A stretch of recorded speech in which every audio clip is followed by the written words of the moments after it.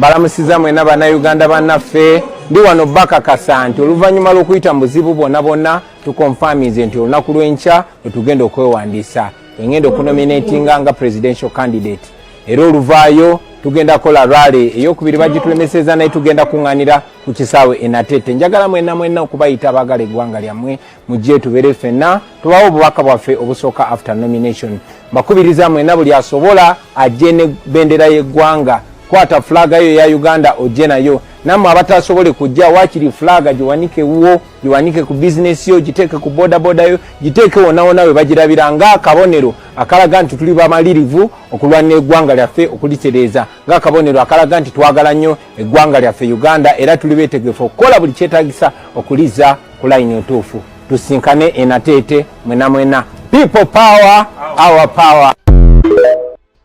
Yes, bwe bubaka obusindikiddwa Robert Kyagulanyi Ssentamu agenda okubeera nga officially nominating olunaku olw'enkya era abuweereza abasajja abali mu nsonga z'ebyokwerinda abali mu kakiiko k'ebyokulonda akakulembera Simon Yabakama Mujenyi n'ebitongole ebirala byonna ebivunaanyizibwa ku nsonga eno ne bannayuganda bonna ku ebyo ebisuubira olunaku olw'enkya era yagamba nti agenda kuba nominatinga yali wakunominatinga lunaku lwaleero wabula akakiiko k'ebyokulonda ne bakola vugu yenna gwe bakola ne basobola okumupa oshinga paka olunaku olw'enkya ng'ennaku z'omwezi 24 naye finale nalwo olugenda maaso n'okubanga lutuuka wabula waliwo message gy'ogenda okuwulira endala z'engenda okuleetera obubaka bw'ogenda okuwulira buno nga bulabula ku bino ebibadde bigenda maaso era ebibadde bitambula naddala campaign nomination ya General Yoweri Kaguta Museveni bw'etambudde wulira bulungi nnyo.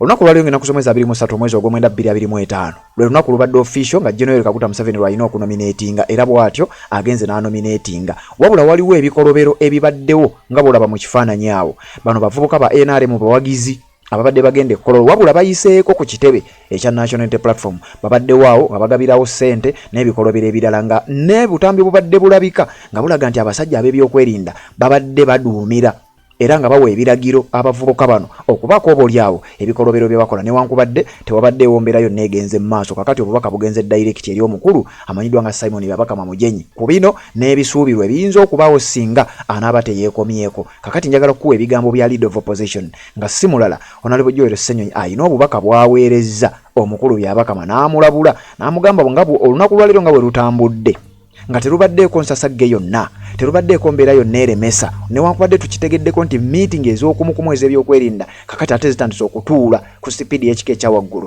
Ssenyonyi amulabudde n'amutegeeza nti tukusuubira okweyisa ng'omusajja omukulu byonna nga bwe bitambudde olwaleero bwe birina okutambula n'olunaku olw'enkya kola omulimu gwo abeeyokwerinda bakole omulimu gwabwe nga tebali partisan era nga tebalina side. Tomorrow will run successfully. Our hope is that we will not get any distractions. I want to thank police and the military.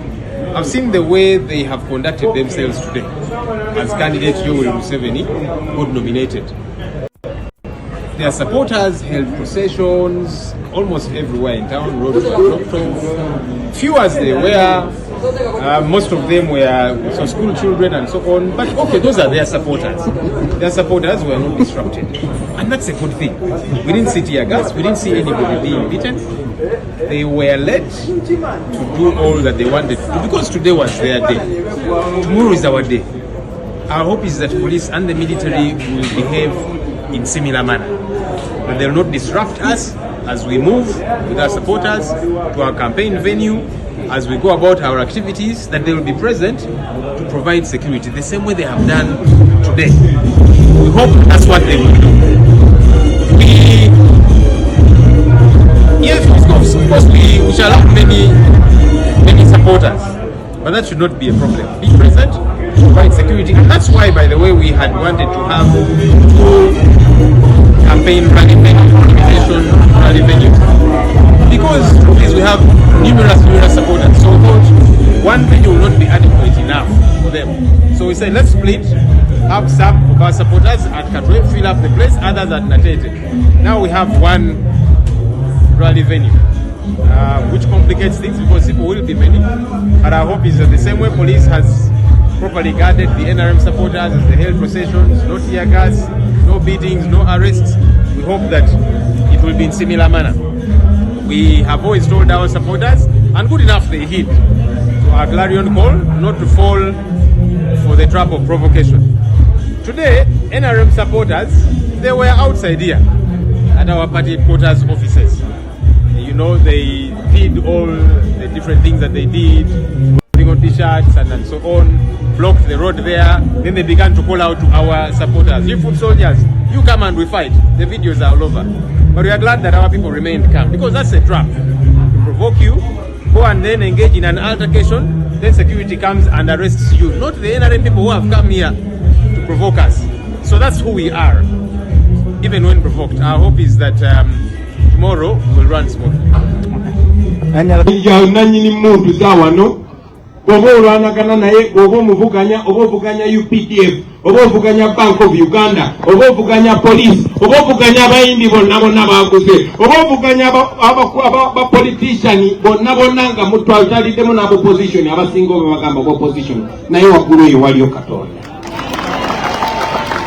Buli kisoboka kikoleddwa okulaba nga batukrashinga nga batumalawo nga batukkakkanya nga batusirisa. Tukyayimiridde wano kubanga waggulu eyo waliyo Katonda. Bakubye okukozesa amawulire ne zi radio ne TV zonna kuba be bazikontrolinga batusiige ekifaananyi ekisingayo obubi. Emyaka 5 egiyise batuyise buli kimu, batuyise abali b'abafu, batuyise abali b'ebisiyaga, batuyise buli kimu kyowulira, naye tukyali wano tukyawagirwa kubanga waggulu eyo waliyo Katonda. Bakozeseza parliament okuyisa amateeka aganyigiriza nga batagetinga gurupu y'abantu emu. Bayisiza amateeka okugezaako okulemesa abantu mu kkooti y'amagye mu bumenyi bw'amateeka ekitabangawo ne batyobola ne kkooti ensukkulumu. Bakutte bannaffe bonna bonna, Waiswa ali mu kkomera, Edi Mutwe ali mu kkomera, Akireo ali mu kkomera, Bobi Yanga ali mu kkomera, kosa ne bamacheta bamazeyo emyaka 5 nga batagetinga bamekinge shuwa banneetoloola batuuke ku Kyagulanyi naye bamukabe. Ndi wano olwaleero ngenda nominating ekya kubanga waggulu eyo waliyo Katonda. Balabye bye tusobodde okukola mu myaka egitawera 5 ebyabalemu okukola myaka 4 nga we walina ekitebe kyaffe kino ne basala buli kujju ne batuze mu bumenyi bw'amateeka ne batujjako ssente ze tulina okukozesa emirimu. Tumaze emyezi gisukka mu 5 nga tetufuna ssente ze tulina kufuna mu mateeka, naye tukyagenda mu maaso tukyali bamaanyi kubanga waggulu eyo waliyo Katonda. Mu buswavu obw'ekitalo bakozesezza mwami by'Abakama. Twasooka okutwalayo emikono ne tubeera nga tukubira akakiiko k'ebyokulonda katubuulire ki ekiddako nga basirise befudde bannampulira zibi. Wabadde wabulayo essaawa busaawa ne bagamba emikono gye tulina tegimala, ne bagamba disitulikiti ezeewala gye tutalina mikono nga mubutuufu tolina bw'osobola kikola. Mwalabye zipaasi eziyingirawo ziveeyo ziveeri ne bajja wano nga balese emikono balese n'ebigere kubanga waggulu eyo waliyo Katonda. Byonna babikoze, baguze abantu, baguze abakulembeze bemu ekitiibwa, bagenze mu ghetto zonna basanze abaana abanyigirizibwa, babatiisiza abamu babataddeko ebisango, babaguliridde bagende bakuba abantu beebulunguludde ekitebe kyaffe. Bafubye okukozesa buli kimu otutiisatiisa tulemesa, naye tuli wano, tuli strong, tuli b'amaanyi, twekyayinze ekya tugenda nominatinga kubanga waggulu eyo waliyo Katonda. Kati kambabuuzemu abali wano n'abo abatulaba ku mutimbagano, bw'aba Katonda atususiza ebyo byonna oŋŋamba otya kitagenda tutuusa ku buwanguzi. Katonda bw'abanga ali naffe ani gw'oŋŋamba nti agenda tulemesa? Oyo Museveni y'ani eyo namukadde? So ekyo Katonda lyatuyisizaamu goba okyalina okubuusabuusa nti tujja kutuuka gye tulaga. Njagala otunule gye tuvudde ewasinga obuzibu tuli wano ate tukyali b'amaanyi ate tugenda mu maaso. Ako ke kaba akabonero akakulaga nti tugenda kutuuka gye tulaga nga Katonda ye mubeezi waffe. Kati tuli wano olunaku lwaleero Baseveni bannya. Tweba Katonda, twebaza mwenna mikwano gyaffe, twebaza abatuwagira mu lwatu ne mu kyama, naye tuli wano olunaku lwaleero. Tusanyuka, tujaguza, tukuba engalo, tusaakanya, tuyimba ennyimba, tukungubagira bannaffe bonna abatasobodde kutuuka wano olwaleero, naye ffe tuli wano olwaleero. bannaffe bangi bali mu makomera naye ffe tuli wano olunaku lwa leero. Bangi babuzibwawo tetumanyi gye bali naye ffe tuli wano olunaku lwa leero. Kitegeeza ki? Nti Katonda ffe yasaako omukono okutwala eno fight mu maaso kulwaffe, kulwabo abaliwo ne kulwabo abalijja. Kati olunaku lw'enkya, olunaku lw'enkya, olunaku lw'enkya, olunaku lw'enkya, Museveni tujja, Byabakama tujja, mwenna abatuli mu kkubo tujja. Olwedde nammwe kennyini wadde mutulwanyisa mumanyi nti tuli wano kubanga tuliko omukono gwa Katonda. Ebyawandiikibwa bigamba touch not the anointed of the Lord. Guno omulimu gwe tukola si gwaffe, tetugukola kubanga twagala. Ku ffenna tewali yawandiikibwa bbaluwa kujja wano, tewali gwe twakubira simu, nange tebankubira simu, nali awo nga kintisse nasibira wano. Ekitegeeza tuli wano lwa maanyi ga Katonda, era tugenda kutuuka gye tugenda okutuuka mu maanyi ga Katonda. Kati olunaku lw'enkya, olunaku lw'enkya, olunaku lw'enkya, gamba muno nti olunaku lw'enkya agenda kunominatinga. Gamba muno nti emikono gyaweze. Gamba muno nti ne ssente zasasuddwa. Gamba muno nti Byabakama newankubadde kijja mukaluliza naye kyatula mu kamwa Kyagulanyi ali nominated era agenda ku ballot paper. Naye nga bwe tubadde tubagamba kikano akalulu bakayita protest vote. Kano akalulu bakayita protest vote. Kano akalulu bakayita protest vote. Kalulu kakola ki? Kakwe kalakasa. Kano kalulu kakola ki? Kakwe kalakasa. Oli bw'abagaana okusanyuka nengo gwene essanyu ly'omutima wekalakase ng'omwenya takirinako buyinza. Omuwandiisi omu yagamba nti if somebody is trying to stop you from being free, all you have to do is to be so free that your mere existence becomes a sign of defiance. N'okubanga weemuli okwo kwekalakasa, okubanga tukyali balamu kwekalakasa. Naye olunaku lw'enkya, olunaku lw'enkya bassebo ne bannya beno bagita protest vote. Tugenda okwewandiisa. Njagala obbasaba mwenna abasobola. Museveni olunaku lwaleero abadde Kololo. Mulabye nga bayisa ebivulu mu nguudo zonna nga tewali abakwatako. Mulabye nga batambula tewali abakwatako. Tewali wa poliisi akwata ku muntu. Tewali musirikale akwata ku muntu. Tumanyi nti beetegese okukola buli kika ky'effujjo. Nsaba muveeyo nga muli bantu balamu. Kamera z'ensi yonna zigenda kuba zitunudde Uganda. Muveeyo mu mirembe, muveeyo mu mpisa, muveeyo mu buntu bulamu, mutambule mu kitiibwa. Abasobola mujje nate kubanga gye tugenda okubaweera message enkulu. Njagala obbasaba bannayuganda mukkirize kino kibabuulire. Wadde tuli National Unity Platform ate nga mbadde nga mbagamba kiffe tetuli kibiina kya bufuzi wadde tulina ekibiina ky'ebyobufuzi. Kaakati olunaku lw'enkya baganda bange baagalwa aba NUP, enkya si lunaku lwa NUP, enkya si lunaku lwa NUP, enkya lunaku lwa Uganda. Enkya lunaku lwaki? Enkya lunaku lwaki? Njagala okubasaba buli asobola funa bendera ya Uganda obeere nayo. Oba nnene oba ntono, njagala okusaba funa bendera ya Uganda obeere nayo. Abagenda okujja nateete ku lwale yaffe nsaba buli asobola oba okutte katono oba okutte nnene nebeera ne bendera ya Uganda. Gwatasobodde kujja giteeke ku taxi yo, giteeke ku boda yo, giteeke ku kizimbe kyo, giteeke ku bizinesi yo. Ffenna tusobole okugatta omwoyo ng'omwoyo gumu gwaki? Gwa Uganda. Guno omulimu gwe tugenda okukola mulimu gwa Uganda. Tugenda kulwanirira Uganda nga mulimu n'abapoliisi abo, mulimu n'abasirikale. Tugenda kulwanirira abo abaana aba boda be babonyabonya. Tugenda kulwanirira abaana ba ghetto be baba omutwalo bagende ate balwanyisa babalwanirira. Tugenda kulwanirira buli omu bassebo ne bannyabo. njagala mukwate bendera ya Uganda ng'akabonero akalaga nti mwewaddeyo okulwanira ensi yammwe.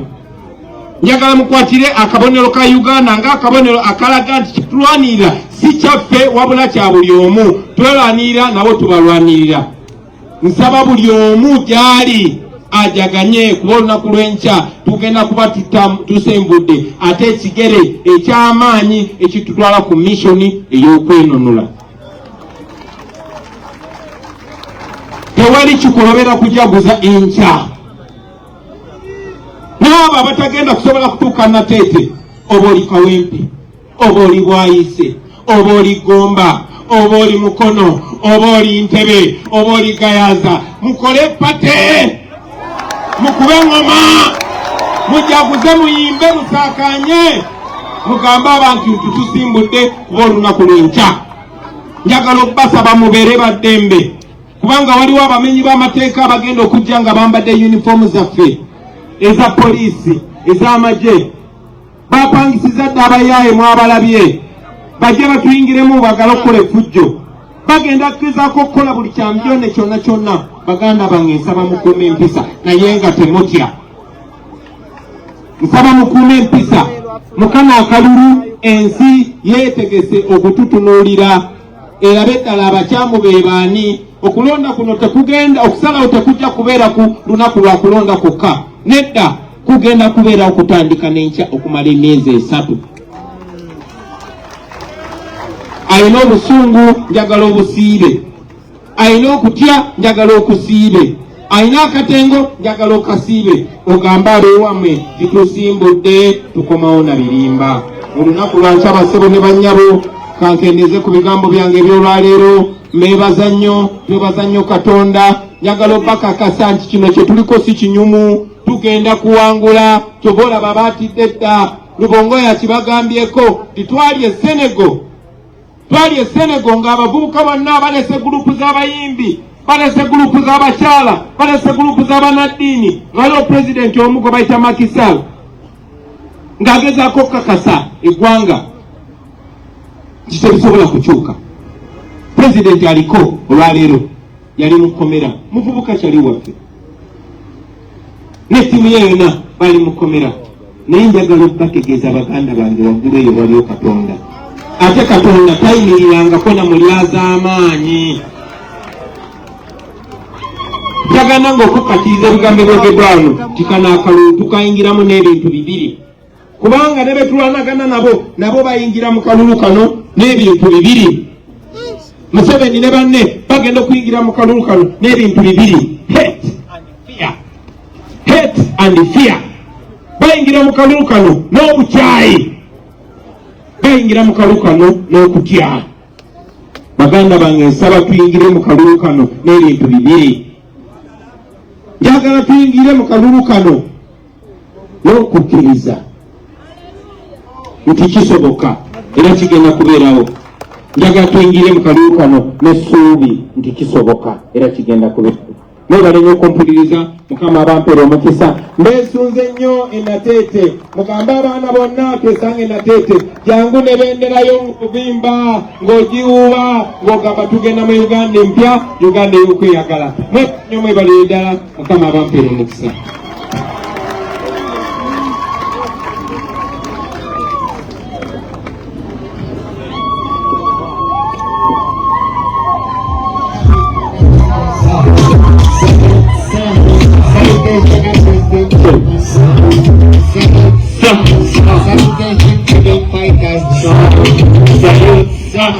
Salutation. Follow.